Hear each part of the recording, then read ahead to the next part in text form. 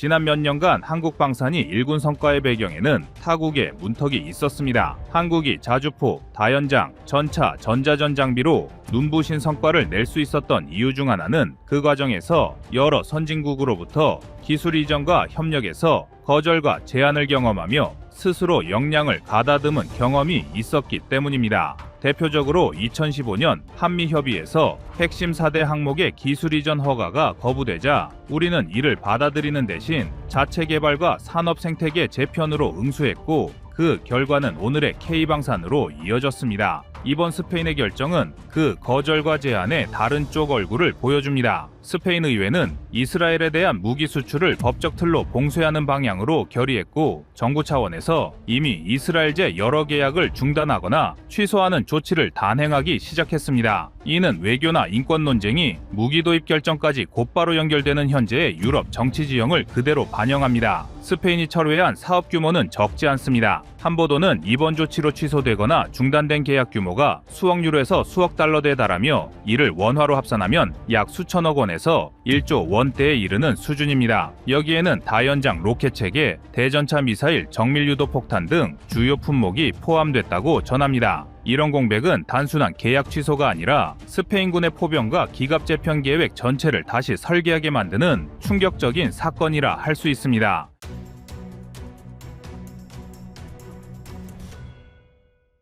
여기서 한국산 무기 체계가 주목받는 이유는 명확합니다. 최근 한국 기업들이 보여준 패키지 공급 능력과 현지화와 제한적인 기술 이전 제한은 분명 다르게 다가올 것입니다. 그리고 폴란드 등에서의 대량 납품과 현지 생산 추진 사례는 스페인 같은 구매국이 필요로 하는 속도와 안정성, 기술 이전 요건을 충족할 가능성을 높였습니다. 즉, 정치, 외교적 이유로 기존 공급처가 배제되면 대안 공급국이 실무적 신뢰와 체계를 제시할 수 있어야 하는데, 한국의 일부 플랫폼인 자주포, 다연장, 탄약 패키지는 이미 그런 평가 항목에서 눈에 띄는 이점을 보여주고 있다는 분석입니다. 스페인의 결단은 유럽 방산 시장에서 도덕과 정치 기준이 실제 행동으로 옮겨졌다는 신호이자, 동시에 전통적 공급망이 한순간에 공백을 만들 수 있음을 보여줍니다. 이 공백을 메우려는 과정에서 나타날 핵심 실무 이슈는 두 가지입니다. 하나는 기술 이전과 현지 생산을 포함한 패키지 신뢰성이고, 다른 하나는 기존 운용 장비와의 상호 운용성을 포함한 전력화 리스크입니다. 스페인 측 논의는 이미 이 두 축을 중심으로 재검토되고 있으며, 그 과정에서 한국형 솔루션이 현실적인 대안으로 급부상하고 있다는 것이 외신과 국내 업계 무역 간 분석의 공통된 결론입니다. 한국이 대안으로 떠오르긴 하지만, 그렇다고 마냥 기다리면 스페인은 다른 나라를 선택할 수밖에 없습니다.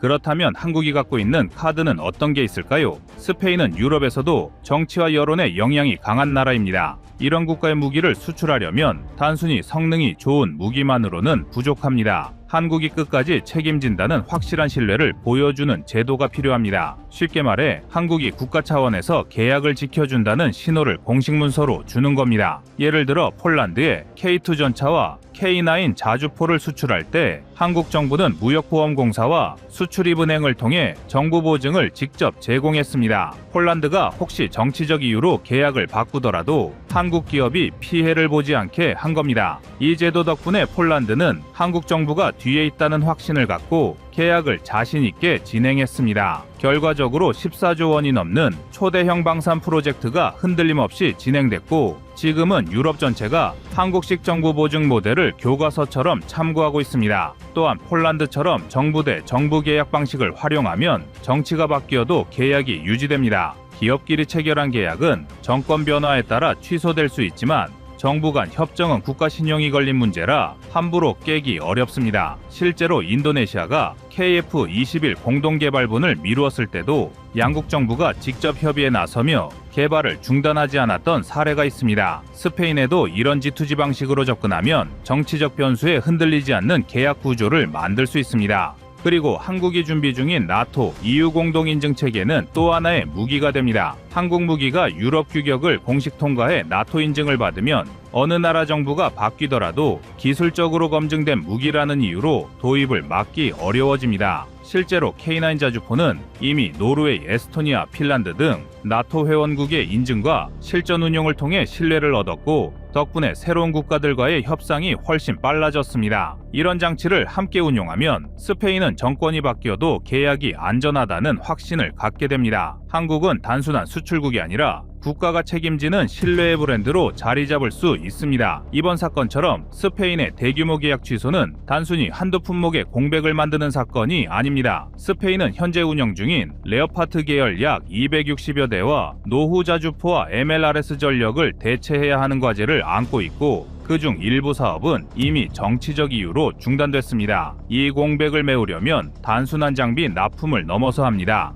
하지만 한국 기업들이 최근 보여준 경쟁력의 핵심은 바로 이 패키지 제공 능력이 다른 나라들 대비 남다른 능력을 보여주고 있습니다. 한화와 폴란드 파트너 간의 합작 투자 사례처럼 현지에서 탄약과 유도탄을 생산하는 합작법인을 설립해 장기간 지원 체계를 약속하는 형태는 구매국이 요구하는 정치적 안정성과 산업적 보장을 동시에 만족시키는 모델로 작동합니다. 한국의 천무와 K9은 스페인이 필요로 하는 빠른 전력 전개와 안정적 보급을 그대로 충족시키는 현실적인 해답입니다. 천무는 발사대 구조가 모듈식이라 유도탄, 비유도탄, 중장거리탄까지 한 플랫폼에서 쏠 수 있고 필요하면 발사대만 바꿔 다양한 작전에 즉시 대응할 수 있습니다. 이런 유연성 덕분에 PULS와 같은 수요를 그대로 대체할 수 있습니다. 게다가 폴란드와의 호마르케이 협력은 말로만 하는 약속이 아니라 공장 설립과 탄약 현지 생산으로 이어졌고 초기 계약 212대가 290대로 늘어나면서 관련 로켓과 탄약이 수천 기 단위로 주문되는 경제성이 실제로 증명됐습니다. 또 K9 자주포는 이미 수많은 실전과 훈련을 통해 신뢰를 쌓았습니다.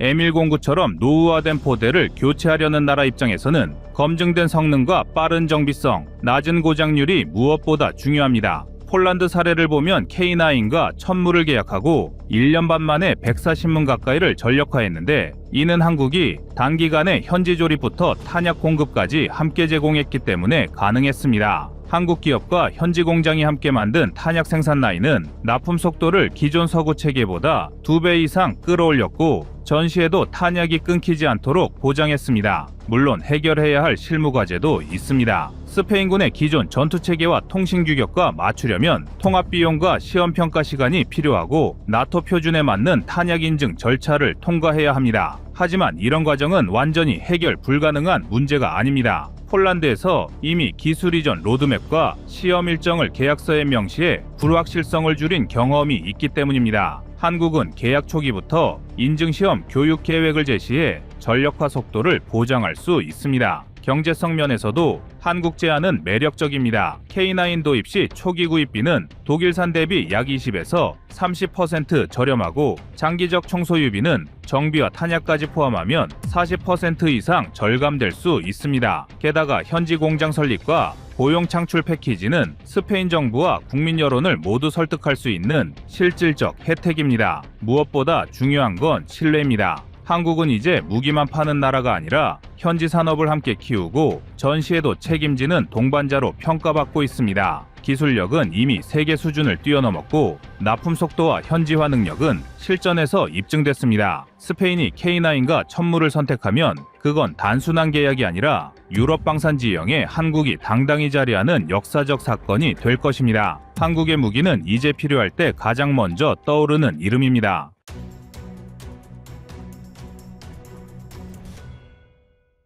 다음은 25년 1월 30일 K9 포신 분석 영상입니다.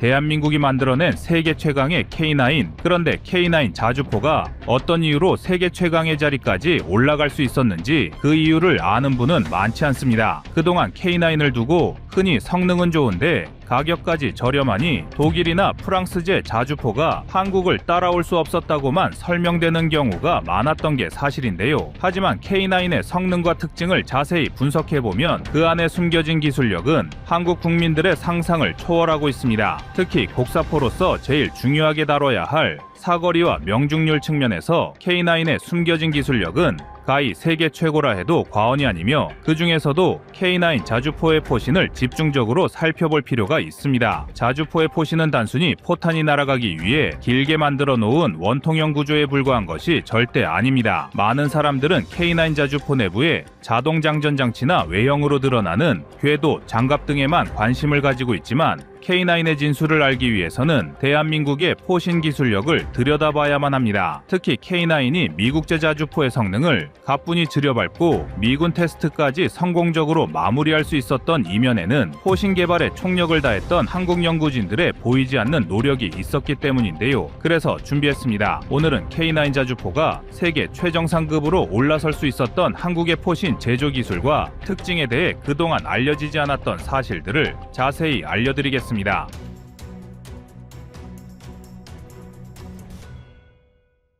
수십 킬로미터의 사거리를 통해 산이나 장애물을 넘어 장거리 타격이 가능한 자주포는 지상 화력의 핵심입니다. 포병을 이르는 별칭이 전장의 신이란 점만 보더라도 강력한 포병 전력은 전쟁의 판도를 뒤바꾸는 중요한 화력 체계인데요. 이러한 포병의 전투력을 상승시키기 위해서는 포신 제작 기술을 빼놓고 이야기할 수 없습니다. 곡사포에 대해 잘 모르시는 분들께서는 자주포나 견인포의 포신을 보고 그저 포탄이 날아갈 수 있도록 길게만 만들어 놓은 것처럼 오해하실 수 있지만 고도의 포신 제조 기술을 확보하는 건 자주포의 사거리와 명중률을 높이는데 매우 중요한 역할을 합니다. 일례로 포신의 내구성을 확보하지 못한 미국은 끝내 사거리 100km의 괴물 자주포를 양산하는 데 실패했고 여전히 사거리 30km대에 머물러 있는 M109A6 팔라딘을 주력으로 활용하고 있으며 부족한 사거리를 보완하기 위해 엑스칼리버처럼 특수한 유도포탄을 사용하고 있습니다. 그렇다면 한국은 과연 어느 정도 수준의 포신 제조 기술을 가지고 있을까요? 자랑스러운 대한민국의 주력 자주포인 K9의 포신 기술을 자세히 분석해 보겠습니다. 먼저 K9의 포신은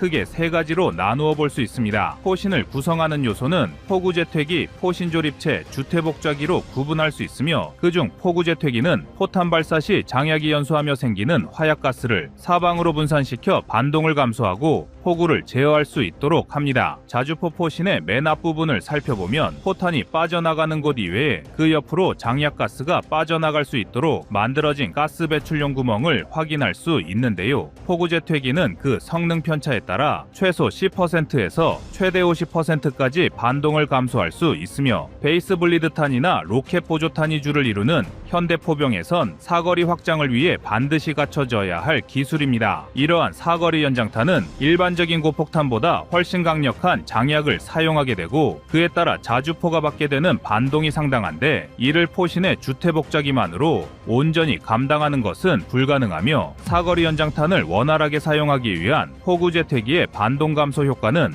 곡사포의 화력 증강을 위해 결코 놓쳐서는 안 되는 요소입니다. 한국은 K9 이전에 운용하던 K55 자주포에선 배풀형 포구제퇴기를 사용했으나 K9에선 다단형 포구제퇴기로 변경하였습니다. K9에 적용된 다단형 포구제퇴기는 장약의 가스를 여러 방향으로 분산 방출하여 주변 환경에 미치는 소음과 충격파를 줄일 수 있습니다. 이러한 효과는 상대적으로 반동 감소 효율이 낮고 장약가스의 방출 방향이 제한적이어서 소음과 충격파 가 포구 주변으로 집중된다는 단점을 가진 K55의 배풀형 포구제퇴기보다 효율적으로 포탄 사격의 반동을 제어할 수 있다는 장점을 얻을 수 있는데요. 다단형 포구제퇴기의 효율적인 반동 제어 능력은 자연스럽게 K9의 빠른 연사 속도와 정밀 사격에 긍정적인 영향을 미쳤으며 여기에 더해 효율적으로 소음과 충격파를 분산하기 때문에 포구가 받는 충격을 감소하여 포구제퇴기의 마모를 줄이고 내구성을 높이는 유지보수의 이점까지 얻을 수 있었습니다. 다음으로 자주포의 사거리 연장에 있어 매우 중요한 포신의 구성 요소는 주퇴복좌기입니다. 주퇴복좌기는 포탄을 발사할 때 포의 일부분만 뒤로 후퇴시켜 반동을 흡수한 후